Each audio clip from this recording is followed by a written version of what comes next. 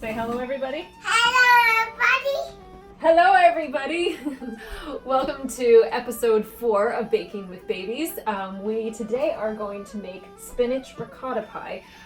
This is a wonderful type of quiche kind of pie. I'm not huge on quiches. I'm a vegetarian myself, but I'm not huge on quiches because even though I eat eggs, I don't really love the taste of eggs. But this is a wonderful quiche kind of pie, savory pie that doesn't have a really eggy taste to it, but has kind of all the goodness from all the eggs. So you can see we are baking with babies today, but they are kind of traveling underneath the table as well as they're helping. Watch your head, dude. At the moment we're going to do... Hello, everybody. We're going to bake this in stages today because it is something that has both the filling and we're going to show you the pie crust. Now you can buy just frozen pie crust, but we know things are kind of up in the air at the stores today, so we'll also teach you how to make the pie crust too. And today we're listening to some fun music. One of the things that we thought we might start doing is listening to, we often listen to music when we bake together, but we thought we'd listen to music of people that we especially love and share it with you guys. So today we're listening to music of Dabara.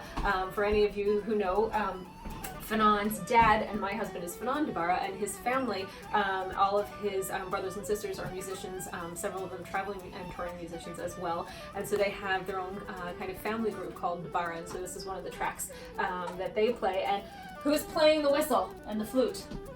Who's playing the flute? Uncle Amen. So you can hear them in the background, and go look them up. Like I said, their last name is Dabara, D-E-B-A-R-R-A. So go look them up, and this is from the album Uncatin Bon, which means the white cat. Hello, everybody. So we're going to start baking. All right. So we always put the recipe in the post as well, so you'll see that as well. We already cracked the eggs, so that that wasn't a harder thing to do with a little guy at the moment. So we'll start with 3 eggs. For the filling, you need eggs, spinach, which can be frozen, or if you want to saute fresh spinach yourself, which is what we do today. Why, thank you, sir. You'll need ricotta cheese, shredded sharp cheddar cheese, or whatever kind of cheese you have, or whatever kind of cheese you would like. The recipe calls for sharp cheddar cheese, so that's what we're using. And then we also have nutmeg, flour, and pepper. So we're going to mix those essentially all together. So we've already cracked the eggs. Do you want to help me mix the eggs?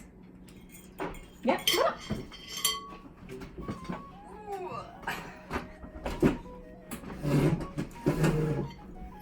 All right, let's put your raisins down.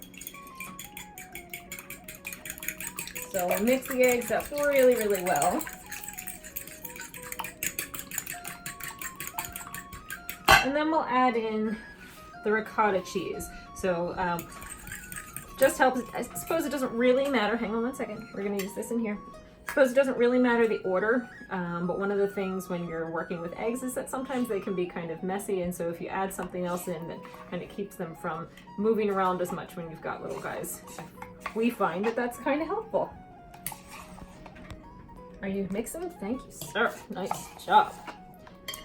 And as we found in some of our previous baking experiences, sometimes if somebody's hungry, they might be more apt to taste test, and so sometimes it's helpful to have a little snack as you're baking, as we do today.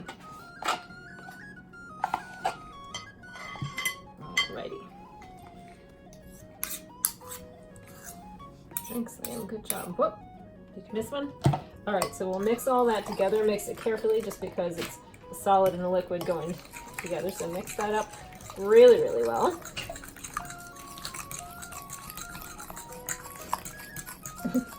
So yummy.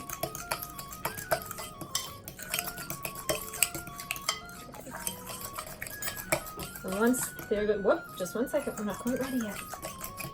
Okay, once you've got that, if you mix the 3 tablespoons of flour in, so we're going to do the flour first, and then we'll do the pepper. Okay, let's do the flour first. Okay, can you help me? We need 3 tablespoons of flour. Okay, want me pour it in? Want me pour it in? Ready? First one. 1,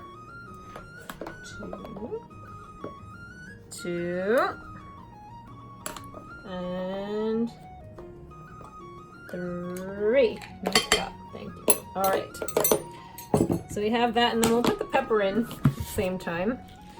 Doesn't really matter when, but somebody's interested, so here you go. Okay, we'll take the bottom.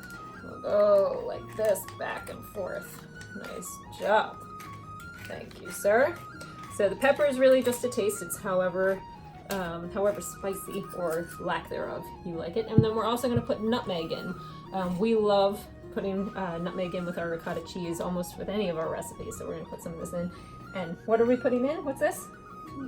Nutmeg smell. So we really like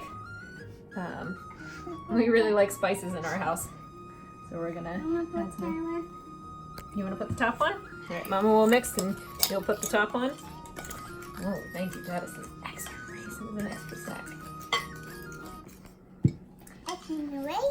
Extra raisins just for you, not for the recipe, just for Liam, right? All right, so mix that up. And then we'll put the spinach in there. And like I said, you can saute your own spinach, fresh spinach, which is what we did today, but we also know that just kind of depending on what's going to be over at the grocery store right now can determine what's available. So you can also use frozen spinach. We have some frozen spinach in our freezer if we want to make this, and there's no fresh spinach available, and it works just as well. You want to make sure that you drain the fluid, the liquid out of it, which you can keep if you want to, for different kind of vegetable stocks, for soups and that kind of thing, or you can just let it kind of simmer off as you're cooking it. Okay, so we'll mix that up, and then we'll put the cheddar cheese in. So the recipe calls for about a half cup of cheddar cheese. We usually like to personally throw in a bit more than that, just because we like the kind of sharp bite that it gives. So we usually probably put more like three quarters of a cup, or a whole cup in. All right, so help me mix. No. No. All right, let's scoop that off. Yeah, we're not going to taste that one because it has the eggs in it. Alright, so you mix that up really, really well together.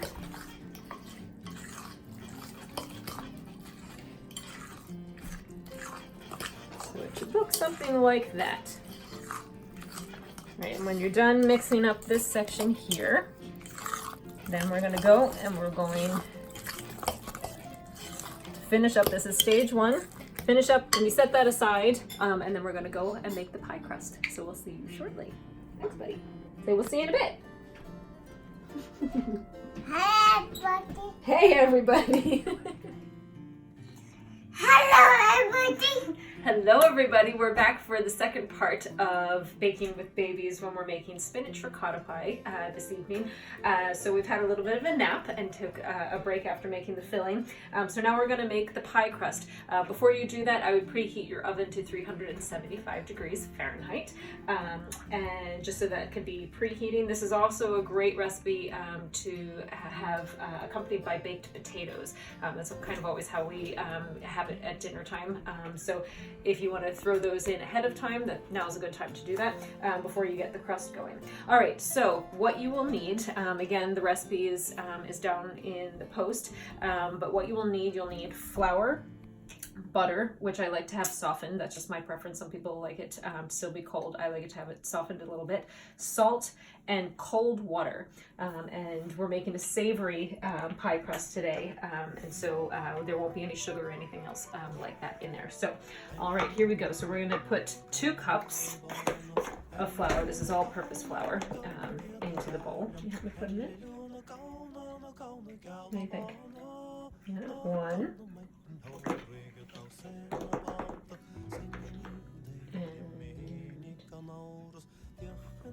2. Very good.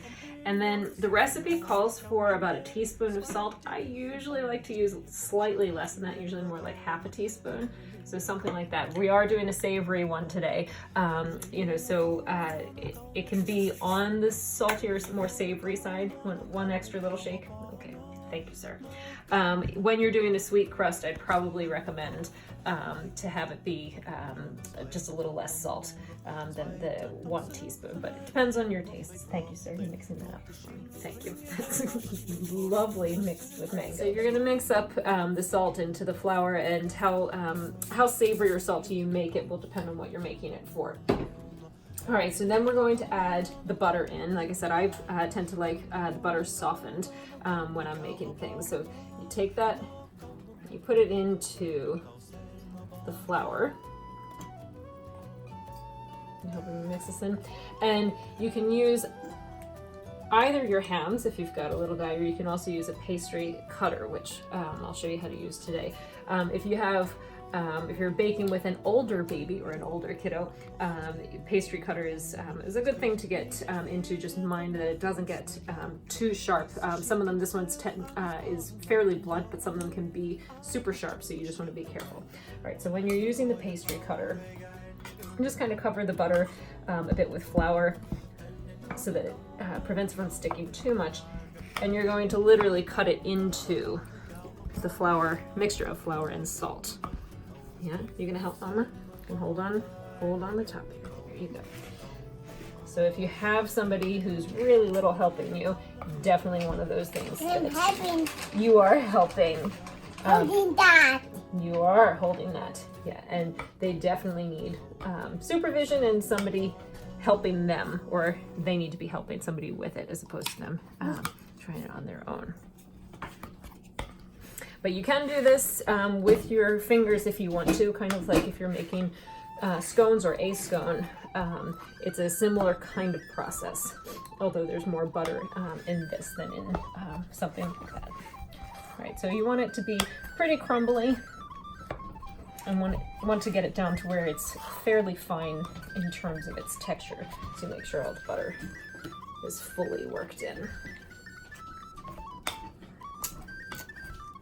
And I just realized I forgot to take my rings off ahead of time, but if you're wearing rings or jewelry around your wrists or on your fingers, it can get kind of messy, so you might want to take them off ahead of time, or else you'll just be cleaning them afterwards. All right, so we'll set the cutter aside and see that it has that kind of crumbly, dry texture, which is about what you want, so that's really good.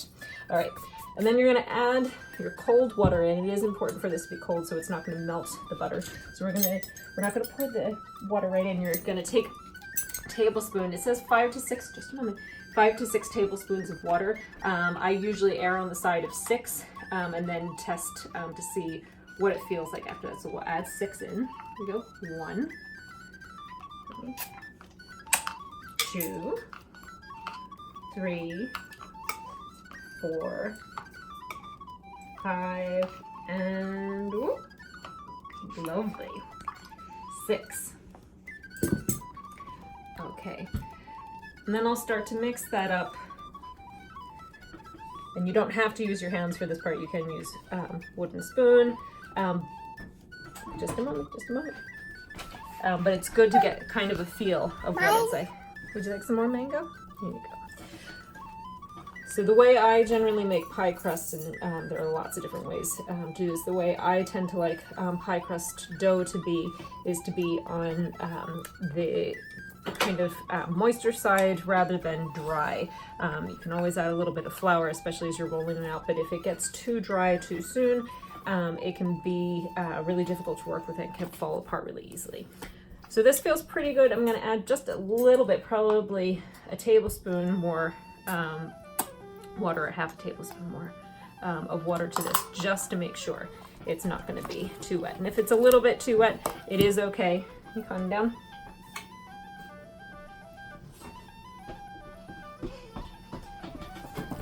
Oh, do you want to go get your rolling pin?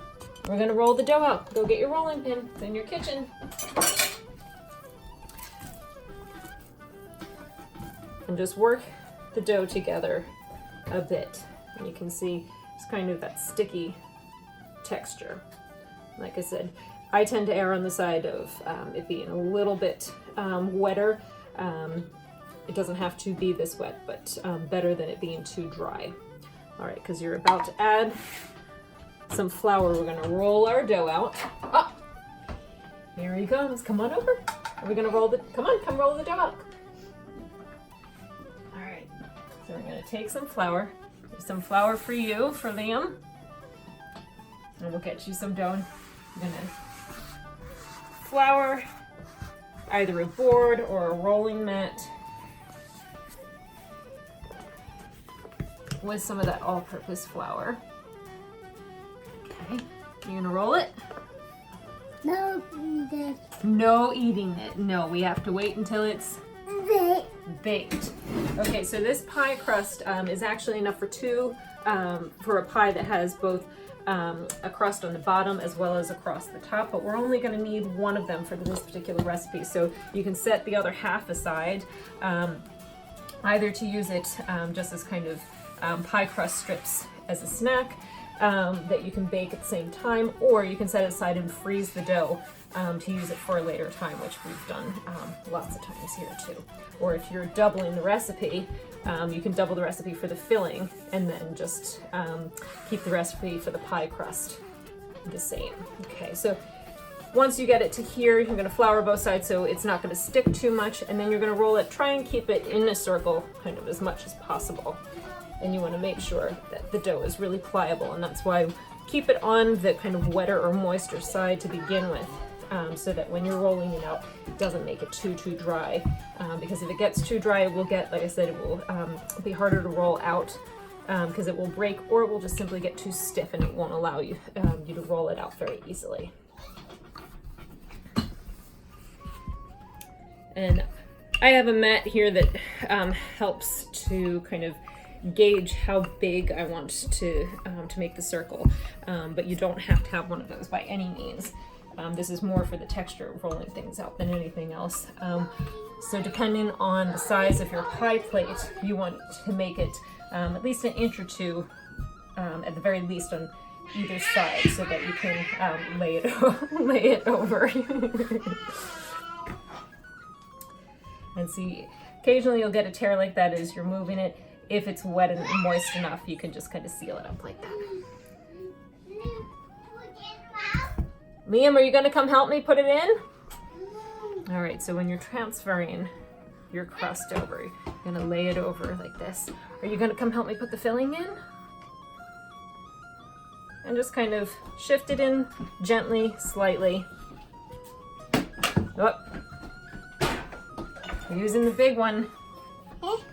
You using the big rolling pin?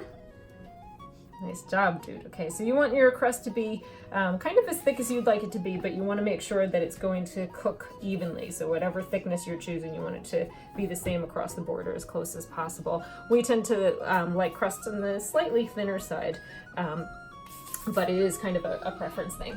All right, so then you're going to take the filling. Liam, do you want to help me put this in? We have to wait till it's baked, but are you going to help me put this in? I'm eating it. You're eating it? No, not yet. No, not yet. Come on around. Come on around. Come help me put this in. I'm eating. No, silly goose. Come here. I'm getting it. Okay, so let's put the filling in. So here, we're going to put the spinach and the cheese, the ricotta cheese and the cheddar cheese, which already has nutmeg and pepper. Okay, we're going to leave this here. We're going to leave this here. Good job. All right, we're going to put your mixture into the pie pan. All right, heading down again. Heading down. Heading down.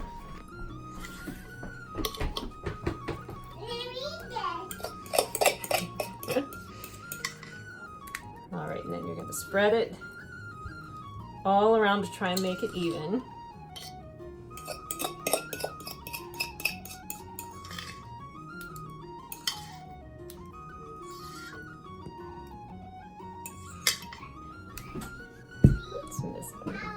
Right, you're going to spread it all around like this so that it's even. I'm just going to push it up against the sides. I'm using a fork right now, which is probably not the easiest thing to do this because you don't want to poke into the pie crust if you can help it, but spread it around so that it touches each of the sides, so that once it's baked, it's connected to all the different bits and pieces.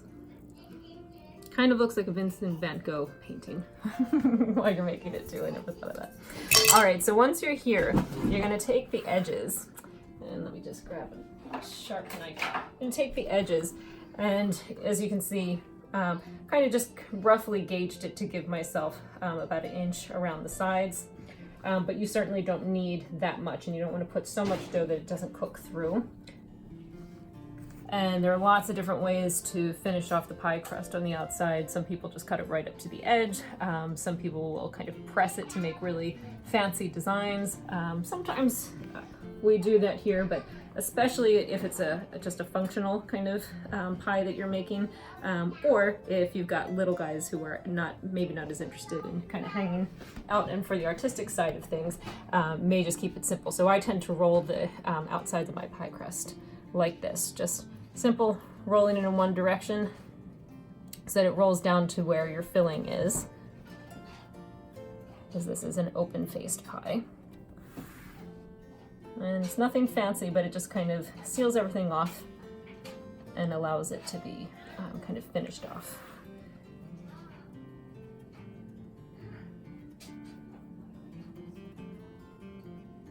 Okay. And you do that all the way around. And again, this is where it comes in handy if your pie crust, the dough is not too dry. It keeps it together really nicely at this point too. If it gets too dry, sometimes it starts to fall apart here. Okay, so you do that all the way around. And then it's ready to put it in the oven. Are we ready to put it in the oven, Liam? I guess so. I guess we've moved on. All right, so like I said, 375 degrees Fahrenheit. Depending on how good your oven is, it can be 45 minutes. It can also be about an hour, depending on how brown you want it at the top. So I'm gonna put it in, and as you can see, we have our potatoes already in there cooking and ready. Put it in for about 45 minutes to an hour, and then when you're testing it, you can stick a knife in, and it will bring a little bit of the ricotta cheese out, but it will come out fairly cleanly. So, yeah. Happy baking, everybody. We'll see how we do. Say, we'll see you in a while. Bye, everybody. See you in a while. Ready? Hi, everybody. Ready? Hi, everybody. 1, 2, 3. Hi, everybody. Say hi, everybody. Hi, everybody. All right, we're gonna check in the oven and see how our pie came along. So it definitely took us about an hour or so. We tend to like ours on a little bit of the better done side. But it means that it's cooked really nicely through, so it should be pretty brown across the top like that. And the way to test it is you're gonna take a knife, really sharp knife, and stick it in to the middle here, and you'll feel the bottom kind of like punch through the bottom. You take it out, and you have just a little bit, but not much of anything coming out on the other side. So if you got a lot of the ricotta cheese, you'll know that it's still not quite done. So this looks perfect. So enjoy. This comes from a wonderful cookbook called the Moosewood Cookbook, for anybody who's interested in looking that up. And we've been using this in my family since before I was born. So hope you guys enjoy it with your families too, and happy baking, everybody.